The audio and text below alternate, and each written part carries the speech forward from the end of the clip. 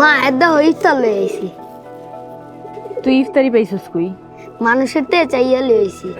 মানুষের কাছ থেকে চায় আনছস নাকি চুরি করে আনছস? মা তুমি জানো না আমি চুরি পছন্দ করি না। তুই চুরি পছন্দ না করলে কি হইব? তোর বাপে তো ঠিকই চুরি করে। আল্লাহ আমার বাপের হেদায়েত দান করুক। তুই ব, আমি পানি আর বাটি লই আহি।